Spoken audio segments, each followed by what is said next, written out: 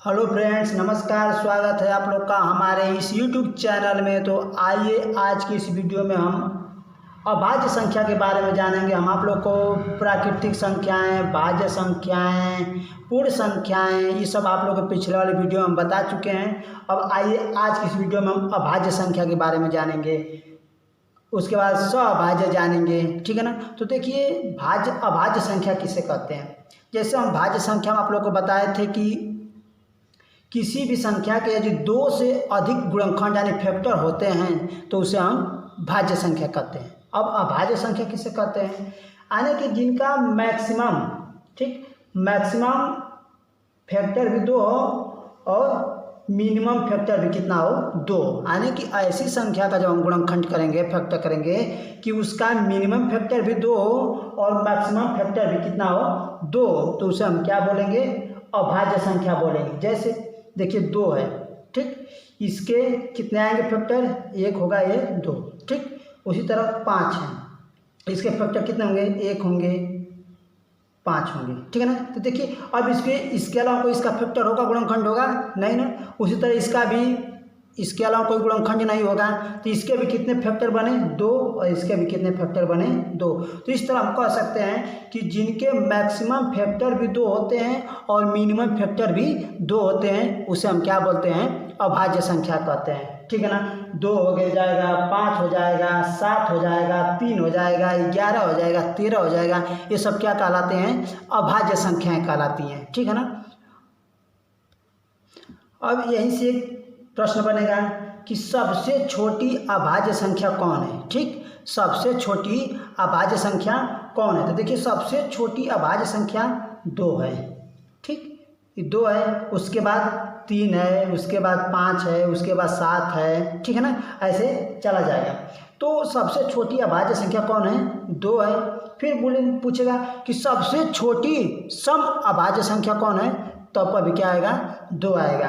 यदि पूछे कि सबसे छोटी विषम अभाज्य संख्या कौन है, तो कौन, किसको लेंगे हम, विषम में कौन आएगा, तीन। देखिए, एक और तीन, इसके दो ही फैक्टर, तो यह सबसे छोटी विषम अभाज्य संख्या क्या कहलाएगी, तीन आएगी, ठीक है ना। तो इस तरह अभाज्य संख्या। अब देखिए, हम लोग सअभाज्य संख्या जानेंगे, ठीक है ना। क्या जानेंगे, सअभाज्य संख्या।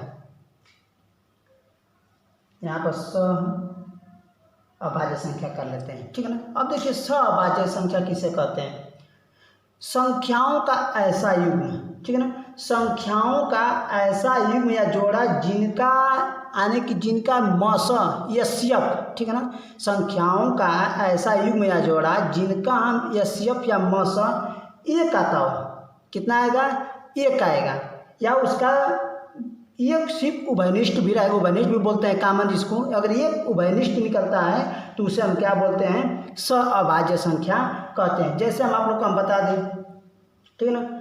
देखिए, इसमें हम ऐसे लेंगे जिनका सिर्फ एक, जैसे चार हो गया, पाँच हो गया, ठीक है ना। अब इनका कोई एक उभयनिष्ठ हो, इसका हम गुणनखंड करेंगे तो एक आएगा, दो, इसका एक और पाँच। देखिए, अब इसमें एक है, इसमें भी एक है, इसमें दो है, इसमें दो नहीं ना है, तो इस तरह देखिए, इसका उभयनिष्ठ कितना आया, एक, इसका उभयनिष्ठ आया, यानी कि यस्यफ इस दोनों का कितना आया, एक आया, ठीक है ना।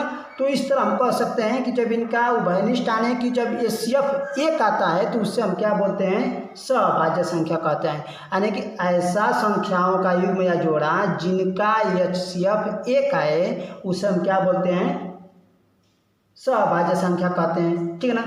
6 ले लीजिए, 7 ले लीजिए, इसको भी देख लीजिए, इसका यस्यफ निकालेंगे तो कितना आएगा, एक आ जाएगा। जैसे 6 का हम कर देंगे 1 2 3 और 6, और 7 का करेंगे तो कितना जाएगा, 1 और 7। देखिए, 6 इसमें है नहीं ना, 3 इसमें है नहीं ना है, 2 इसमें नहीं ना है, इसमें देखिए दोनों में क्या मिला, एक मिला। तो इस तरह हम कह सकते हैं कि 6 और 7 क्या है, अभाज्य संख्या। इसी तरह आप लोग कितने भी अभाज्य संख्या बना सकते हैं, ठीक है ना।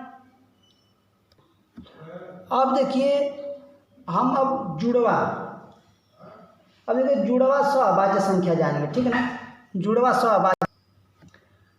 अब हम जुड़वा सअभाज्य को जानेंगे, जुड़वा सअभाज्य संख्या को जानेंगे कि जुड़वा सअभाज्य संख्या क्या करते हैं। वह संख्याओं का युग्म, ठीक है ना, संख्याओं का ऐसा युग्म जिनका अंतर दो हो, कितना हो, दो। जैसे 3 और 5 को हम ले लिए, ठीक है ना। तो इसका अंतर कितना आएगा, 5 में से यदि हम 3 घटाएं कितना आएगा अंतर, 2 आएगा।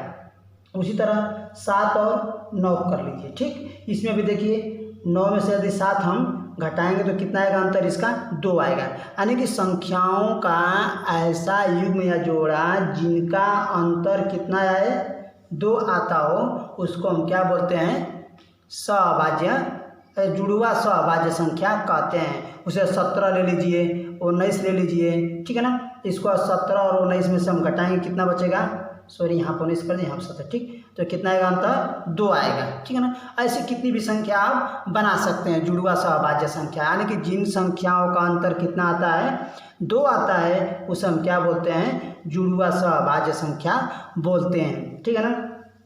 अब आइए हम जानेंगे परिमेय संख्या, ठीक है ना, कि परिमेय संख्या किसे कहते हैं, ठीक है ना।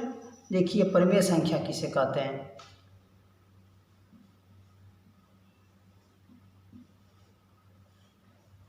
परिमेय संख्या किसे कहते हैं, ठीक। वे संख्याएं, ठीक है ना, जो P/Q के रूप में हम क्या कर सकते हैं, लिख सकते हैं, ठीक है ना। या ऐसे भी कर सकते हैं, भिन्न का वह रूप जिसे हम अंश बटा के हर में लिख सकते हैं, लेकिन जो हर का मान है वह कभी भी शून्य नहीं आना चाहिए। यानी कि ऐसी संख्या जिसको हम P/Q के रूप में लिखते हों, लेकिन Q = नॉट 0, यानी कि Q का मान कभी भी शून्य न हो, 0 न हो, तो इसे हम क्या बोलते हैं, परिमेय संख्या कहते हैं, ठीक है ना।